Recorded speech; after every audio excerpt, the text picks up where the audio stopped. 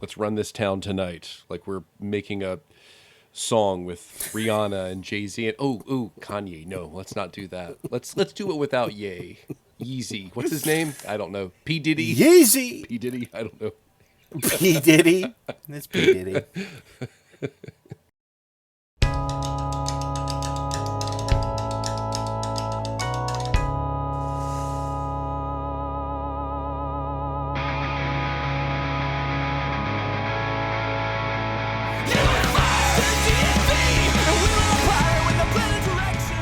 Hello, everyone, and welcome to the Hop-Ons podcast, a community review podcast. Stop laughing. Sponsored by our Patreon. Sponsored by our Patreon supporters. My name is Colin Cox, recovering from a sinus infection. John Phelps, how's your health? That's what he wants to say, but in reality, he's smoking crack. Colin. Sure. With Hunter Biden. It's me, John. Welcome to What's in the News with John and Colin. One of the many reasons why I've decided I maybe should leave X, is I inadvertently saw Hunter Biden's extremely formidable dong. Yeah, I did. You saw his main brain, huh? You saw him hang dong. Well, he seems to enjoy doing it, so it's not hard to find if one wants to find it. But good on him. Yeah, I just popped on X, Jesus, and I so stupid. And yeah, someone I follow retweeted it, and there it was. I saw I saw Hunter Biden's member. So yeah. What a day and age we live in, where the president's son. On the floor of Congress, a woman shows the president's son's wiener, and we as taxpayers have to go, all right, cool, man. Now I'm glad that's what's going on. Sure. Frankly, I'm less concerned about nightmare world. Yeah, I'm less concerned about the tax implications and more concerned about revenge porn. It's cool now. Yeah, okay. I guess it's a cool thing. Anyway, we're here to talk about community, Colin. Speaking of being honest, John, much like the Bidens should be honest, we are here to talk about Notions of Honesty with Community Season 5, Episode 4. I am kidding, by the way. Please don't cancel me. Community Season 5, Episode 4, Cooperative Polygraphy. And this is a great title. John, originally aired on January the 16th, 2014, directed by Tristram Shapiro and written by Alex Rubens. I think that's right. Rubbins? Oh, yeah, it is. You know. Oh, you fucking asshole. Alex Rubens. Yeah, when I was growing up, my favorite show was Pee-wee's Playhouse with Paul Rubbins. I loved him so much. Alex Rubbins. John, this is your IMDb plot summary.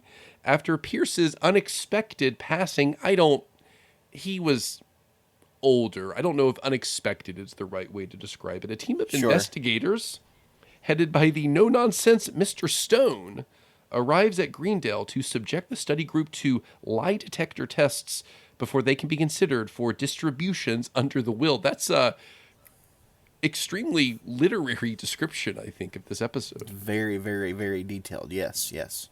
Quite detailed. John, also a bottle episode, which we will talk about. Lots of fun. Yep. You know what you can fit in a bottle, John? Kidding. On ABC, The Taste at 3.3. Yep. What else, Colin? Oh, I saw it on CBS. The Sheldon Follies at 12. Yeah. This is the old when they did the Big Bang Theory, but they said it like in the 1910s, and they had like some wonderful Wurlitzer music playing. Sure. I was Sheldon thinking if just tripped around and said babingas or something. Well, I was thinking if Wes Anderson directed an episode of The Big Bang Theory, they would call it the Sheldon Follies. They would. You're right. They would. I wasn't thinking of that, but yes, they would. The Sheldon Follies. Yeah, that's really good, John. But not the big winner, but on repeat. No. Excellent performance at 12. John, on Fox, the big winner American Idol at 13.4. Somebody once told me that Smash Mouth won this evening. Colin, Smash Mouth, the big winners tonight on American Idol. Where have those guys been? I think they're MAGA dipshits now. I'm not sure, but I think they might be. Okay. I don't know. Hey, here's a legitimate question about Smash Mouth. Okay, go ahead. I know they had a moment when they were popular. They had a big moment. They had a Shrek moment, yes. They did. Whether it's musicians, films, actors. I think Abed said this about Nicolas Cage. A lot of bands are good and not popular. A lot of bands are popular and not good. Is there ever a time when Smash Mouth was both good and popular, or were they always bad and popular? Yeah, I think they were always pretty bad. Okay. I never liked them. Their first song was the Walking on the Sun song, which I thought had like some cool grooves to it. So maybe that was cool, but then they did all the Shrek songs and made all the money in the universe because of Shrek, and then they just... Oh, and they were in that movie Rat Race. They played live at the end of the movie Rat Race. They were in Rat Race? With Mr. Bean. Yeah, they're the band at the end of Rat Race. I remember Rat Race. I had no idea. Okay. Yeah. So maybe for a time, fleeting, they were both good and popular, but so ever fleeting. More often than not, probably just popular, not good. If you have thoughts, contact us on X. X us. Yeah, X us. It just doesn't work. It's so fucking... Yeah. Okay. Hey, X me, dog.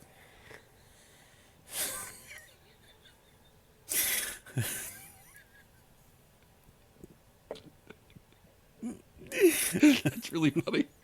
X me. You said it like Uncle Jack's. Shoot me. Yeah. Okay, John. This is a bottle episode.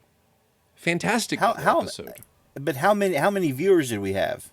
Oh, sorry, I forgot. Yeah, Community NBC 3.1. Not bad. Not bad. That's actually pretty good for us. That relatively is pretty good. It is a bottle episode. Go on. Yeah. What you were going to say? Yes. Yeah, just John.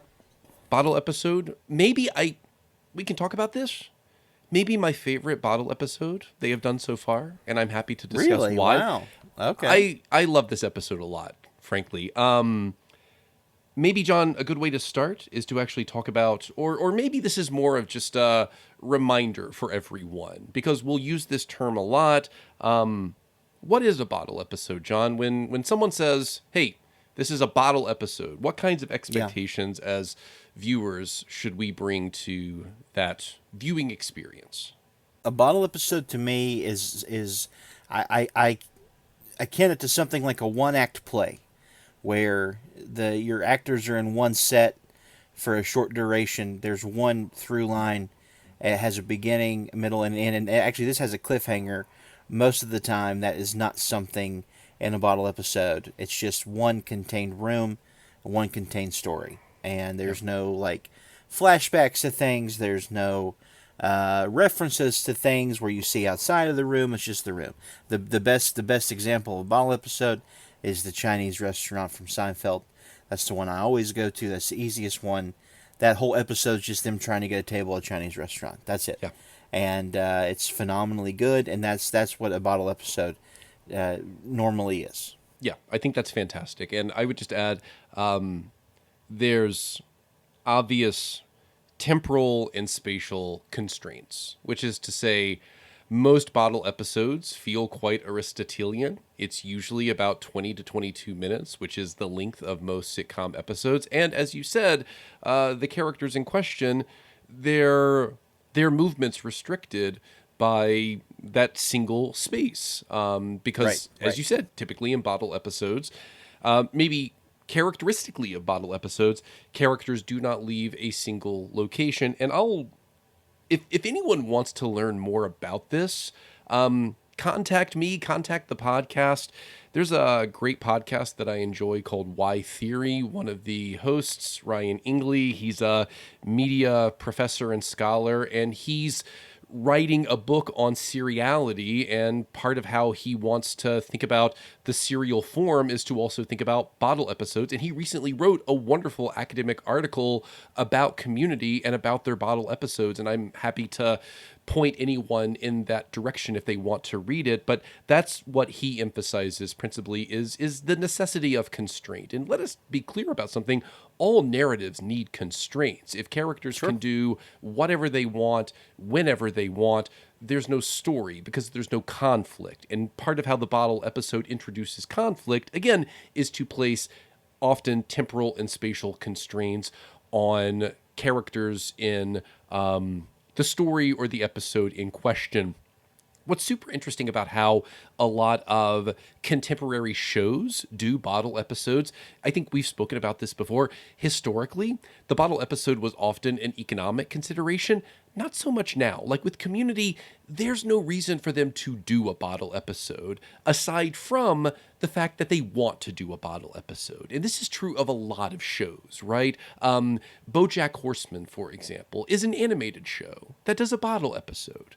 It's animated. There's absolutely no reason for BoJack Horseman to do that, aside from the fact that they want to do it. So it seems as if the form itself, and this is something that I like to talk about a lot, the form, we must think about form and how it influences content, because the bottle episode is, it seems, an extremely popular formal conceit that showrunners and writers like to use, and I think it's beautifully used here to help us, frankly, better understand the only way Pierce can fit in this group, which is to say, at a distance. Pierce is only really a part of this group when he's not there, which is deeply ironic, but I think perfect for this character. Well, sure, yeah. That's all very well said. I don't have much to add about the definition of a bottle episode. Sure. It is, I think, as you said, normally is done for budgetary purposes because you don't have the money to go out and do these big fancy episodes. So you take one room and shoot the whole thing there. I think I like the Penn episode a little bit more because it is so frantically insane. Although I think my favorite part about this episode is it does have a strange mystery element about it, and it also feels a lot like a Who's Afraid of Virginia Woolf or something along those lines. That's where good. The secrets are coming out throughout the night, and you're just trying to deal with the backlash of that. I think this is a very silly episode, and my biggest complaint of the whole episode, I think, is the end. Really, really sort of pops the air out of the room. It wasn't my favorite thing with Troy's moment at the very end when it gets really morose and serious, because up until this point it is one of the more silly episodes. There's a joke with Chang at the beginning that is one of the funniest goddamn things that I have ever seen in my life, and I watched the episode twice today, laughed out loud both times, which is a rarity that I do that. But it's played so well, and Troy is magnificently stupid in this episode. Yeah. He is next level sort of dunce here, and it's really, really great. Abed, there's a moment when Abed gets mad at Annie, and it's really quite funny the way that Danny Pudi is playing that, where he's talking about, you fucked with my brain, and he's quite upset about that, and Annie trying to play that off is also very funny. Mm-hmm. Yeah, I think this does a great job at bearing the soul of all the people here, and everybody. Maybe Britta doesn't get the time she deserves, but everybody else I think does. And I really, really liked this episode. Yeah, I do wish that it had not ended on such a sappy note. Yeah. I love Walton Goggins. He's one of my favorite acting actors right now. Is he the guy who plays he's like Stone or not Stone? Yeah, he's Mr. Stone. He always just shows up and steals everything he's in. He's phenomenally good. Yeah. He's in the Righteous Gemstones now, which is not a show I've watched, but I've heard it's phenomenally good. And one of my favorite Tarantino movie is The Hateful Eight, which is a surprise to a lot of people, and he is one of the best parts in that film. So loved him. When he showed up, I was stoked. I didn't know Walton Goggins was a Community extra at some point, so I'm pretty happy. Yeah, I think just to continue this conversation about this episode in relation to other community bottle episodes. The pen episode is stunning, and I think it's a beautiful example of what the bottle episode formally allows maybe a writer or a creator to do. I don't think it's as funny as this episode. I agree with you, John. This is maybe one of the funniest community episodes. There's so much wonderful potential physical humor that we as the audience are left to imagine for ourselves. And a lot of it gravitates around masturbation, frankly. So they make these jokes, but they obviously can't show us. I mean, the idea that Pierce died of extreme dehydration because he just masturbated so much into those canisters is one of the funniest fucking things. Like, this is something that happened during the pandemic when Community, I believe, for charity purposes, performed a table reading of this episode, and Pedro Pascal was Mr. this Stone. Is the one. Okay. He couldn't read he couldn't read it because he was laughing so much at the sperm jokes. And so it's just a remarkably funny and like almost stunningly funny episode. But again, the way it helps us understand Pierce. I think this is something I want to spend maybe the lion's share of the conversation, funnily enough, talking about a character who is conspicuously absent, which is Pierce, because I think this episode might allow us to potentially rethink this character and how we should think about this character and how we should think about his larger arc or place in this show. But it's also a wonderful, this is part of, let us say, 3 episodes that it seems work to say goodbye to a character like Troy. It really started with the last episode, with, as you said, this cliffhanger of Pierce's death, and now we have yet another cliffhanger here, and it's probably not a surprise that the next episode is Troy's last episode. So it's this interesting trilogy of episodes that operate or function as this elongated goodbye for this character. But I think just maybe it's nothing more than Pierce's language about Troy being the hero, or what does he say specifically? He has the heart of a hero, right? The heart of a hero, yeah. Mm-hmm.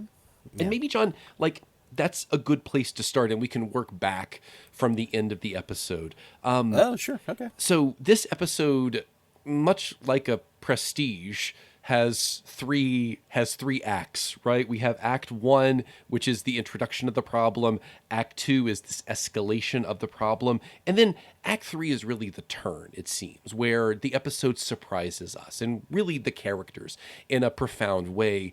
And Pierce, his final gift to everyone, with the exception of maybe Abed, but we can talk about it, these incredibly thoughtful statements and sentiments about each member of the study group. And these really, I think, specific, lovely gifts to them that not only suggest how much Pierce obviously cared about them, but also might suggest that Pierce perhaps understood them in ways that we perhaps never credited him with. So talk to me a little bit, John, about how you felt about Pierce at the end of this episode and this revelation of what all of this was really about, which was not an attempt to divide this group, but really an attempt to honor them, maybe as he sees it. I think that this episode does a good job at, much like you've hinted at sort of showing Pierce's place in all this. And from the outset, he was always at arm's length with this group. I think when he was in trouble, for the most part, unless they knew he was faking a heart attack or something, they did their best to actually try to help him. Mm-hmm. I think him playing this game or this prank on the group is perfect in his wheelhouse. And also he knew, I think that by the end of the discussion, the group would become closer because of it. Mm-hmm. And also he would get out of Jeff what he needed to get out of Jeff, which was not a winger speech in the way that we're used to. It was a winger speech in the way to say, we're all really bad people. You're not. I mean, you've done bad things. Sure. But we can just say we're all really bad people and walk away from this, or we can accept this and maybe get something out of it. And I think obviously that was the magic phrase that was needed for Stone to give out, the final goodbyes to everybody. So yeah, I think this shows Pierce's ingenuity. I think it shows that Pierce was a lot smarter than maybe we gave him credit for. And there are episodes, previously where Pierce has done stuff like this, and I've always thought they ended, when they ended, they were really sweet and done well. And I think it shows, like, just under that layer of the disgusting misanthropic person that Pierce was, he was, like, actually a pretty big softie who loved these people immensely. And I think that sort of at the very end of this peels that back to just, lay that bare. And I think that's done very well. Yeah, I think that's beautifully said, because Pierce's motivations are incredibly complicated and contradictory a lot. As you said, he seemed at a distance, but you could argue perhaps not by design, maybe, because he spends so much of his time on this show complaining about when and how they would exclude him, right? Yet, and I think we talked about this a lot, he constantly did and said things that affirmed, let us say, this maybe anxiety he has that no one wants to be with him, right? Well, of course they wouldn't want to be with you when you say and do sexist and racist and homophobic and anti-Semitic things all the time. So Pierce is this interesting bundle of contradictions, and I think this is a way of even reading the title of the episode. So this word polygraphy, it's something of an anachronistic word, but what it basically means is the study of cryptic words, phrases, and texts, which is to say, to perform polygraphy is to decode. And Pierce is very much a character whose motivations must be decoded, right? And they're not consistent. Sure. There's a lot of inconsistencies with Pierce. And what I also like, John, and I think you were gesturing towards this with the Winger speech, Pierce finally got to give his Winger speech, which is all the things he says to everyone. Like, Jeff never really gave him that opportunity to do that, but he's very much in control of this narrative. Again, ironically enough, only after he's dead. It's only in his absence does he have real, let us say, power or authority. And again, I think this is just a beautiful contradictory way to think about how we all often fit, which is to say we don't really fit. Our ability to integrate ourselves into a group of people, whether it's a found family or an actual family, it never works as well as we want it to. We're always in a contradictory relationship with that larger group to some degree. And again, it's only at times in that distance that we really see and understand ourselves as a part of that group. And this is something like, there's this wonderful play that I like to teach to my students called Trifles. And John, the most important character in the play, she's never on stage. We only ever learn things about her from what other characters say about her. But she's so important to the play. Like, she makes the play. Yet, ironically enough, it's only in her distance that she becomes so significant and important. And I think that's a great way to think about Pierce here. Again, it's only at a distance that we really see and understand what his place is for this group. Yeah, no, I totally agree. If we want to, like, sort of just run down what everyone is left, what the inheritance is. That sounds great. So Shirley, well, I think they start with Britta. Let's start with Britta. And Britta is given an iPod Nano, and is told basically, you should have more confidence. Is that essentially what he tells her? Yes, but you should have more confidence because you should not hate yourself as much as you do. Right. And so he leaves her an iPod Nano that's like full of really fun songs, so that she can take herself less seriously. Yeah, and sperm. He leaves everybody sperm. So much, just know that's there's coming. So much. No John, pun intended. There's so much sperm here. It's wild. Yeah. Yeah, it is. So that's what he leaves Britta. Shirley, he leaves. He calls out his mutual respect for Shirley. Mm-hmm. He says that she does a service for all people, basically. Her gender, sex, and race, I think, is what he says. Yeah, your gender, sex, and race. Yeah, and he leaves her his vacation home in Florida to take what's his name and however many kids she has, and some sperm. And the obligatory sperm. Yeah. And he gets the tiara that he was trying to give to her in. Was it a Halloween episode? What episode was he trying to give her the tiara? No, that was one of his maybe manipulation episodes, right? When when he's in the hospital. Yeah, when he's in the hospital. That's right. Yes, and he says you were my favorite, Always. Essentially. Yeah, and gives her the tiara and some sperm. Jeff, he gives it looks like a very fancy bottle of scotch. Yeah, I think that's right. And some sperm. Yeah. And I'm not really sure what he's doing for Jeff. What's he say to Jeff? He uses it as an opportunity to remind Jeff that he thinks he's gay. There we go. So that's what he does. Yeah. Maybe he's not quite as he's not quite as generous with Jeff, at least with his message, as he is with some of the other characters. So we could say that much. Yeah. And then we'll talk about Abed, because that's like he basically says, I never understood anything about you. Yeah. Essentially, is what he says to Abed, and he only gives Abed his sperm, and I don't know what that means. Well, how do you take that to be? Because it seems rather cold, is what I'll say. Yeah, I think superficially it seems callous, but for Pierce not to understand Abed might be the greatest compliment he can give him, because I don't know if there's anything about Abed that's meant to appeal to a character like Pierce or a person like Pierce, you know? So, sure. I mean, I think, like, you could almost imagine if Pierce said, even though I appear to not understand you, you made the most sense to me and I understood everything you said. That would be potentially traumatic for Abed. Maybe. I don't know. I think, Abed is such a decidedly unique character.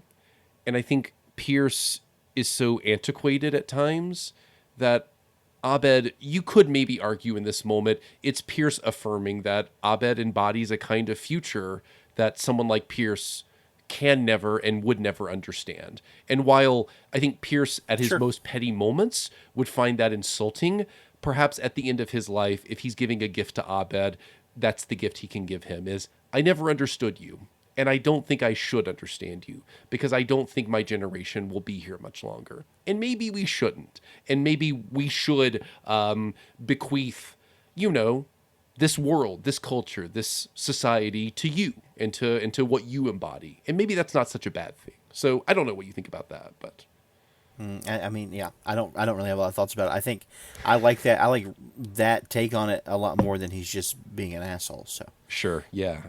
In my brain, I'll go with that one. Is what I'll say.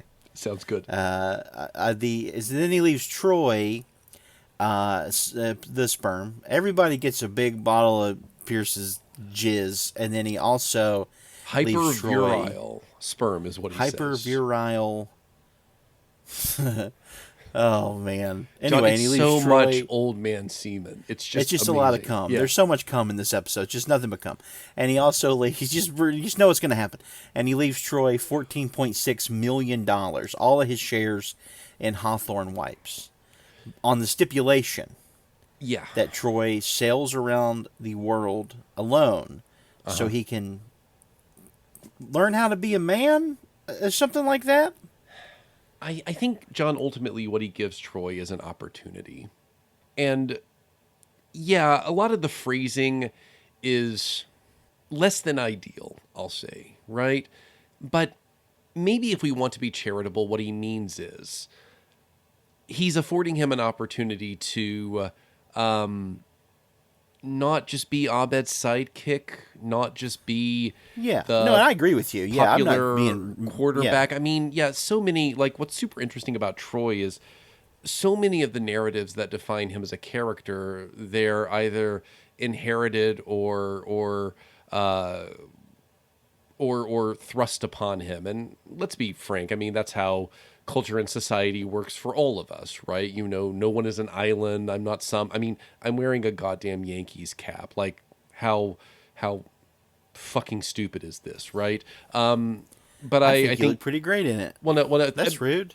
thank you. But my point is, like, could I ever seek like a sense of individuality while wearing maybe one of the most ubiquitous baseball caps in the world? But I think what's potentially interesting here is he's affording him an opportunity to, within all of that, right, to find at least some semblance of something that feels like his. Maybe he's affording him a chance to have agency for himself. I don't know. I think, but then like the way Troy frames it, that it's all about the money. That's the thing that really frustrated me, I think. Sure, and I think that also goes with what I was saying about like the ending just not being my favorite thing. I think it just takes the steam out of everything, because if Troy hadn't done that, I think it would have been a much better ending, a much more heartfelt ending. But Troy genuinely says, "Yeah, I want all that money. I want the money." Sure. And you can't blame him. If somebody told me that, I'd be like, "When's the boat leaving? Let's go, baby." So yeah, I get it. I think it, but what I find interesting about it is the fact that Pierce tells Troy, "You have the greatest gift of all. You have a hero's heart, the heart of a hero." Sure. And then Troy goes on to just become like a greedy, just like a, almost like a. It's hard to explain. Like the idea of the heart of the hero thing gets dropped immediately as soon as he goes, "Yeah, I just want all that money." At least that's how I felt about it. It left a little bit of a bad taste in my mouth. Yeah. His reaction feels shallow and superficial, I guess, right? And Yeah. but maybe what Community wants to do, and tell me what you think about this. We often think about, especially in a kind of traditional Campbell-esque sense, our heroes can be complicated, but ultimately they're good, benevolent figures, right? Like Luke Skywalker, he almost, like, which one is it? Swiping left or right when you want to talk to someone? Is it left or right? I don't know. I don't know. On the dating I've never apps. used the app. Well, let's say left. Let's say left.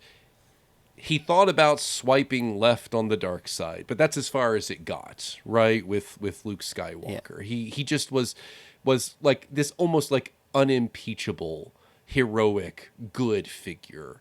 That's not what Community ever really gives us. You know, Jeff is a deeply complicated figure. Even Troy here, in a moment when Pierce wants to frame him as someone with the heart of a hero, he's not perfect. There are, warts, blemishes, etc. And to some degree, I think that's refreshing that the show refuses to give us this perfect, unimpeachable hero, and that as a way of suggesting that Troy's first reaction is, "I want that money." No, I mean, I don't disagree. I think it is more interesting when people have character and agency, and that's a lot more fascinating. I just think, I don't know. I just thought, I agree. It turned me off, is what I'll say. Yeah. I agree with you. It's the one big blemish about the episode that I don't necessarily like either. But it's consistent with again, even some of the messaging around Pierce, right? Like, how do we feel about Pierce after hearing him say, for a lack of a better phrase, all of this? Well, it doesn't change the things he's said in the past. It just reminds us that he, like so many of these characters, is just a bundle of contradictions. And yeah, I think maybe that's the best way to think about how we should understand what Troy says, especially in response to what Pierce says about him having the heart of a hero. So I just want to bring this up. A listener reached out to me on Instagram and I have told her that I'm going to talk to about what she said she hated this episode. Oh, okay. And I said, Colin asked if we could if I could ask you why, and we could talk about it. She said, sure. So this is from our listener Mimi, and she wrote me and said, I dislike a bottle episode, and episodes where Pierce pits people against each other are also not my favorite. The actor who plays the Will Reader is a good actor, but I hated that character. Understandable. I think that, personally, I think that he did a really good job at reading those lines and never once in any manner breaking whatsoever, which I can imagine is hard to do. And I think the monotone of him, I really like that as well. I think for that type of character, he fit that well. That's just me. She also said that the bumper was uncomfortable. I agree with that. I did not necessarily like the bumper that much. And then she goes on to say, and I think this is pretty poignant, the Troy thing really gets me when he actually leaves. I come from an autistic family, and I know what a loss that is for Abed. And so I think that the way I feel about the episode is like reversed with her. Like she dislikes the majority until the end. She finds that to be satisfactory, where I'm the total opposite. So anyway, thanks for reaching out. She said if anybody could change her mind about it, it's you, Colin. She said you've changed her mind about several things. She said really she actually hated, this is fascinating, she hated Job and Buster when she first started watching Arrested Development, but then changed her mind after you listened to the podcast. I can't imagine ever hating those two beautiful boys, but that's just me. But anyway, yeah, thank you for that. Thanks for reaching out. If you ever want to talk to us about something, please do. Yeah. We always like talking both to and about our listeners. I mean, I would need to hear a little more about why the bottle episode frustrates her. All narratives need constraints in some way. One particular kind of constraint is the misunderstanding, right? If people could clearly communicate their thoughts and feelings unencumbered, then we would never have stories because we would never have conflicts. Even something like, and like this is a Seinfeld bottle episode, right? Where they cannot find Jerry's car, right? So good. The parking garage. What a fucking good episode. And you know, the reason why that works is because I think there's something incredibly relatable about that feeling, right? It's not only an interesting constraint to premise an episode on, but I think it's one that's deeply relatable. I think here, I agree.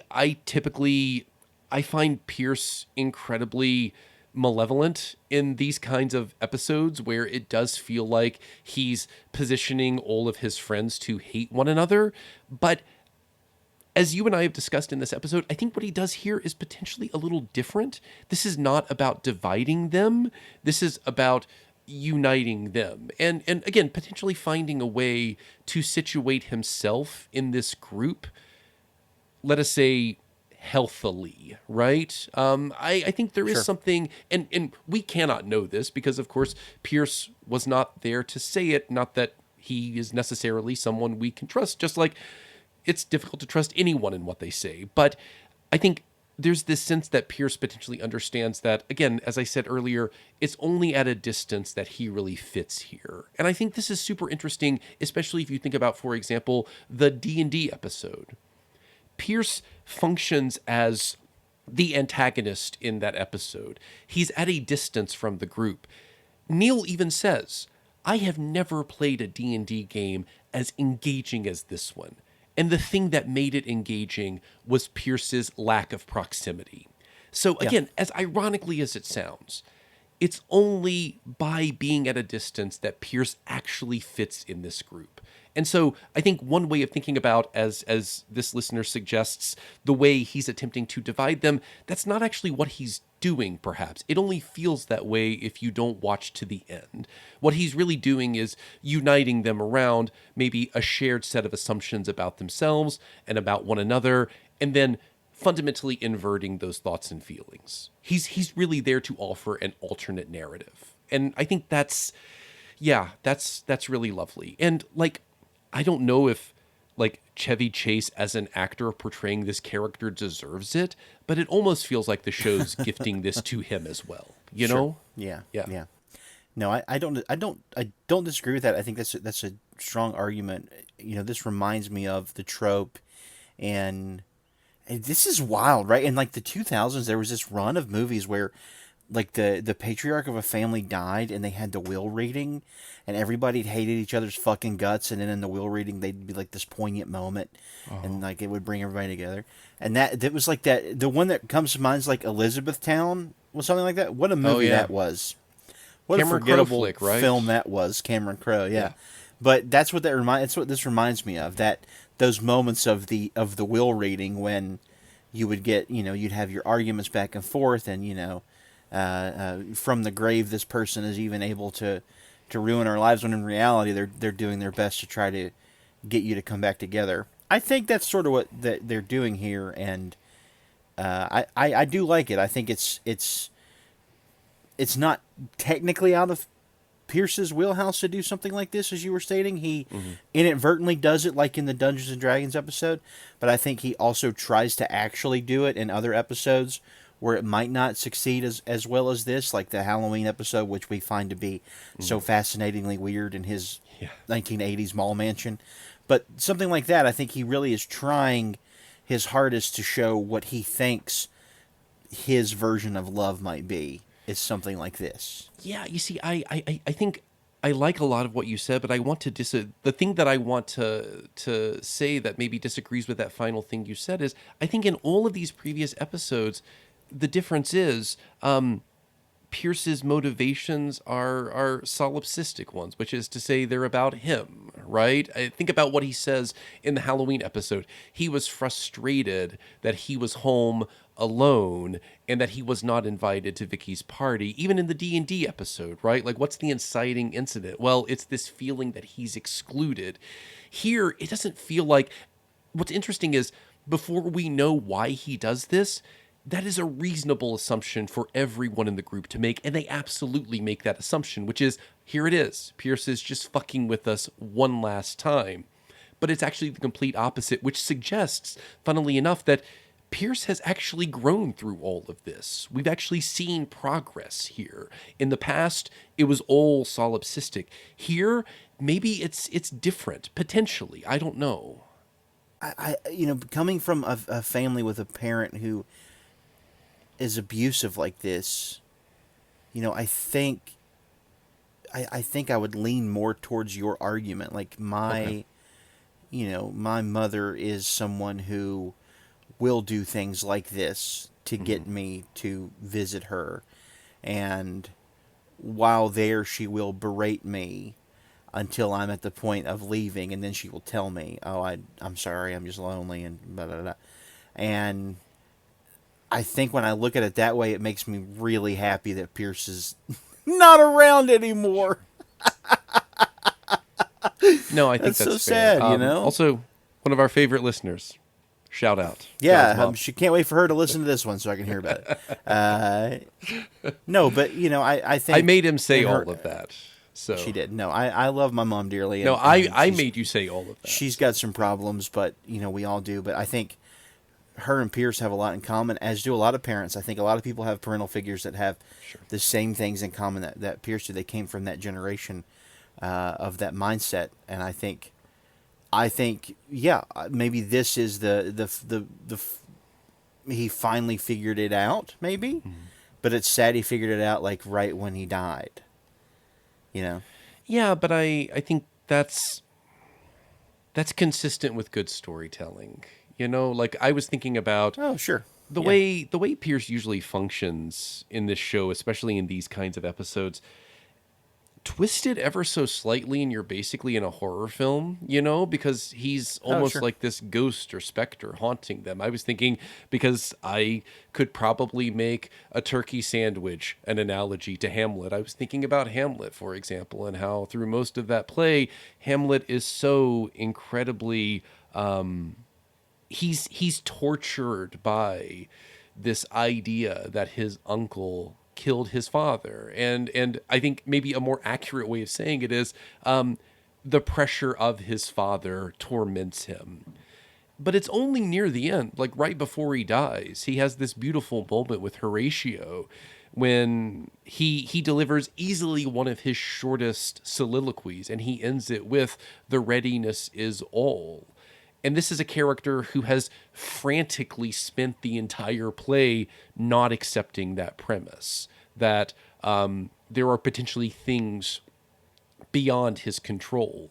And he has this beautiful moment when it seems he relinquishes some control. Ironically enough, it's the moment right before he dies. So this is consistent, I would say, with just great storytelling, that it's in those moments right before these kinds of characters die that they have these revelations, you know? Also, Hamlet does one of the dopest things ever where he won't kill his uncle while he's praying because he wants him to go to fucking hell, dude. He does. It's so goddamn dope. It's the most baller-ass shit. That's some John Wick shit, man. Yeah. It is. Yeah. Before we end the episode, we should talk quickly about some of the wildest shit that the study group has done. We should touch on the more crazy things. The first being that Annie drugged everybody. That's probably one I would go to as being my top dog. That's the worst one, right? Is that not the worst one, that she manipulated their brain chemistry? Also, the idea that, like, what is does this imply that Annie's still perhaps occasionally using? Yeah, she's got speed. That's what she's given everyone, is something akin to, I assume, Adderall, but because it kept Abed up for 3 weeks, essentially, and 3 days. 3 days, excuse me, 3 days. That would kill him. He came up with a new language. That's fantastic. So Annie has drugged everyone. Surely, thinks they're all going to hell. I don't know if that was a big... we already knew that. We all knew that was happening. I don't... Abed keeps trackers on everyone. Okay, that seems like an Abed move. He really just wants to make sure that you're okay, I think, is sort of... Also, they all carry smartphones, so they basically they carry their own trackers. It's fine. That doesn't bother me at all. Britta got high as fuck at Shirley's baby's baptism. Listen. The only way you would get me in a church is if you got me stoned as shit on that really good Ben Folds Sticky Icky. That's the only way I'm walking in the door. The Ben Folds Sticky Icky. Yeah. That's some good stuff. Jeff, boy oh boy. Okay. Hachi Machi. Jeff keeps sex trophies. He does. And he also happens to have kept Britta's underwear, which is one of the best lines in the episode, where she says, "You told me it was taken by a hawk." And I loved that immensely. Imagine, can you imagine just him? Why? In what world would a hawk steal Britta's underpants? It doesn't matter. She believed it, so... I have an answer to that question. In a world where someone's getting stoned as shit in a church parking lot, that's when he told her. So, yeah. Troy and Abed are using Jeff's Netflix account. Good on them. I wouldn't pay for that shit either. I would do that too. They also came up with an apocalyptic plan that does not involve anyone else, which makes sense. This one is... I'm sorry. I think this is a bit of a problem. Oh, is it? I think so. Yeah. Would you include me in your apocalyptic plan? No. Exactly. See? There we go. But, I figured it out. But not because I don't want you to live, but because I want you to live. Do you have any idea how hard it is? So I have an 8-year-old who wanders into traffic, and a 3-year-old who, if he were chased by zombies, would say, "Crackers?" So, no, you don't want... I'm doing this for you. Oh, okay. Thank you. That's so nice. You're welcome. I have a dog that is so dumb that recently... Diabetes? I'm not... Diabetes? That's not my name. Yeah. I have I'm not lasting long in an apocalypse. I know what's... You might. Nah, come on. We can find... I mean, I have 2 very dumb dogs. So they're not probably going to make it too long once the apocalypse hits. Yeah. Maybe they will if I just let them out. Who knows? Anyway, I would not include you in my plan either. I'm just gonna let you know straight up. Fine. Good for you. I got a deal for me and mine, Colin. What if we're the only 2 people left? Wait, the 2 of us? Oh, just me and you. Oh no. We just and we end up at the old Blockbuster Video where you worked. Oh, which so I think is now like a plasma donation center. So we're in a waiting for Godot situation. We're in a waiting for Godot, and all we do is just talk about movies until we die. I can think of... Or maybe we are dead and we're in purgatory. Oh my god. So we're in waiting for Godot. I can think of worse ways to go. That's not a bad way to go. I would appreciate that. Yeah. Anyway, I think those are all the bad things that people did. The worst ones I can think of anyway. Sorry, you missed one. Shirley donates to a pro-life org. Oh yeah, she sucks shit. That's the worst one. I think that's worse than being drugged. Yeah, anti-choice org is maybe the best way to describe it. Yeah. Yeah. She sucks. Oh no, I don't. Boy, Shirley is shitty as fuck in this episode. As a vegetarian, telling someone that their vegetarian offering is in fact vegetarian when it's not. No, that's some fucking bullshit, Shirley. Fuck you. Oh no, I'm sorry. That is fucking bully bullshit, man. No, it is. Yeah. She's got a lot of bully mentality this episode, especially when they walk. One of my favorite things ever is when they walk in and she's like, right out of the gate, condemning the religion for being so silly and dumb. I know. And I think about how dumb Christianity is. Like most, sorry if you're a Christian, you listen to this episode. Christianity is the dumbest thing in the universe to me, so I apologize. But saying that, all the beeps and the hats and all that shit, and Christians believe that a bush talked to a man and. No, I think there's... Two people built a big fucking boat. It's just so fucking dumb. No, there's there's an interesting bit of hypocrisy there that, describe some of the capital H highlights of Christianity to a non-believer, and they think, wait, what? Wait, I'm sorry, exactly. What? They go, yeah, and like, I think if you have a healthy, reasonable relationship to your belief system, you might look at that as well and say, yeah, that's silly. Yeah, that's silly. Yeah. Oh, sorry, we forgot about this. Abed's catfishing Annie? Dude. Okay, this is a bad one. This is a really bad one, John. What's the guy's name? Brent Underjaw or something like that? Is that his name? It reminds me, yes, Brett Underjaw. It reminds me of Liz Lemon's fantasy partner, astronaut Mike Dexter. That's so good. That's Brett Underjaw. No, that's pretty fucked up too. Yeah, that's catfishing Annie, man. So it's like Jeff. I guess Troy's like not the worst of all of them, right? It seems like Troy. He falsified a handshake. Come on. This is not a problem. This is not a problem. Right. I mean, he again failed to account for everyone else in his doomsday plan, but that feels like something he and Abed did collectively together. So I don't know if that's him. I don't know. Troy seems good compared to everyone else, Yeah. Oh, and Annie is charging more rent to Troy and Abed. So she can put it in a savings account. Devious. She's putting it in a savings account for them so that they can eventually buy a jacket. It's just not that much money, I guess, is the problem.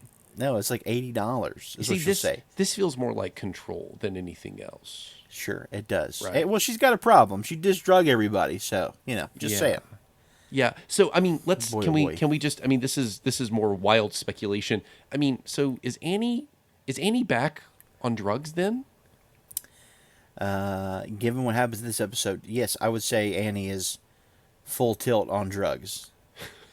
Well, maybe, no, I'm thinking more in the past because this was no, so she said it was during their anthropology final, which was season 2. Season 2. So either maybe she used it and now she stopped using. I don't know. That's what I was thinking. I guess it doesn't matter at all.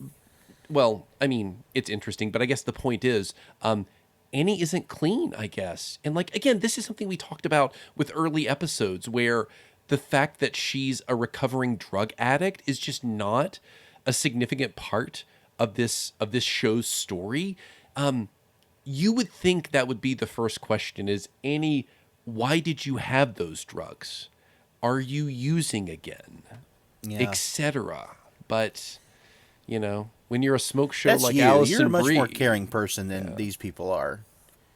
I don't know. I mean, do you think it's just the Allison Brie of it all? Sure, Colin. Let's move on to some of our segments. No, maybe. This is a real question. I mean, is it, if you look like Allison Brie, can you get away with occasional drug abuse? For sure. Yeah, absolutely. or if you hang dong like Hunter Biden. Colin, that is our conversation for Season 5, Episode 4, Cooperative Polygraphy. I mean, John, it's like a zucchini was on gear, okay? Colin, this is a great episode. I thoroughly enjoyed it. Do we do transition to segments now? Is that what we do? That's what we do, John. Correct. It's been a while. It's been 2 weeks since we've done this. Colin. Clearly, he's a listener. Yeah, John. The Dean's List. Who makes your Dean's List? Who's your best performance? I am a listener. Episode 2, I have listened to the beginning when I do the Sam Jackson impression 75 times. It makes me laugh so much. Anyway, the Dean's List for me goes to Chang straight up. He has the best joke in the whole episode. At the beginning, he says, "I am Benjamin Franklin Chang." What a great name. And I am here to tell the truth and nothing but the truth. And then Stone says, "Have you ever masturbated in the study room?" And there's like not even a beat. Chang stands up, takes his thing off, and walks right on out. And it's so goddamn good. Yeah. Chang, he's funny as fuck in this. When he walks in at the beginning, he says, "What up?" Does he say "what up" in words? I think that's what he says. And he goes, "How was the funeral? Awesome?" And they're like, "No, it was not, it was not awesome." Chang is mine. What about you, buddy? I think mine's Troy. Troy has so many funny lines in this episode. He's incredibly charming. Near the this is before the credits. Someone get a balloon. That's an incredibly funny joke. Oh yeah. But yeah, I think mine's Troy. So. All right. Check the syllabus. Check the syllabus. That's next, right? Yes, that is where we identify our favorite bit of metatextual referencing and intertextual play. John Phelps. Yeah. What do you have? You know, the more we talk about it, the more I do think this episode feels like your Who's Afraid of Virginia Woolf style one-act play. And I think they were maybe riffing on that a little bit. So I'm going to say that. What about you, buddy? This is a small but significant reference. Some of Liam Neeson's film choices. Oh, The Grey. Yeah. That's a fucking good movie. Is it? Don't knock The Grey, by the way. Joe Carnahan makes good fucking films. I don't want to hear people badmouth The Grey. Badmouth the Taken movies all you want. Sure. The Grey's good stuff. Sad as fuck. It's where he fights the wolves. It's the wolf movie. Got it. Okay. But yeah, just in general, Liam Neeson and his choices. So we're getting into... Well, Liam Neeson likes money. He also wants to buy houses, so yes. We're just getting into like Nick Cage territory, and I'm getting concerned. That's all. He is on the verge of that. He has made 2 movies where in both the movies, I think he drives a snowplow, which is fascinating to me. Oh. So that's where we're at with Liam Neeson. Oh, sure. And he's made like 49 Taken movies. He's old as fuck. Liam, just take it easy, man. Just didn't he show up as Qui-Gon Jinn in the Obi-Wan show too? Yeah, I guess. He wants that Disney money. Anyway, Colin, best lines. I have 2. I know you have more than me, so let me hit you with mine. Number 1. Please. They're both Chang. How was the funeral? Awesome. That was great. Second one. This is great.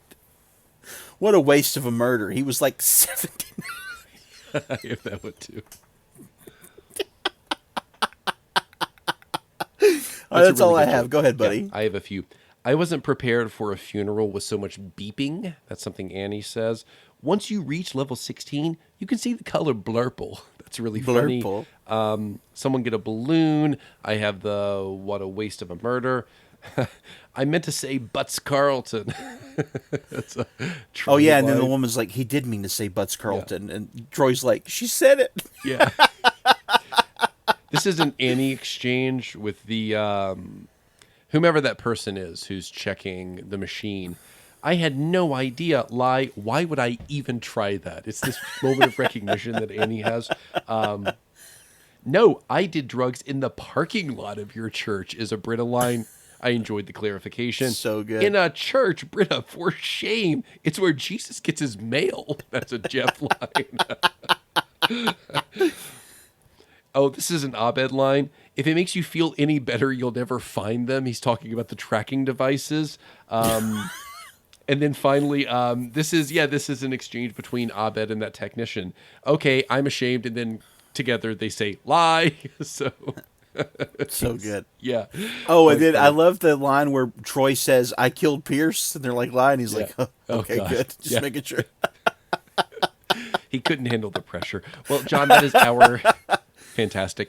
That is our conversation for season 5, episode 4, Cooperative Polygraphy. John, we have a Patreon page.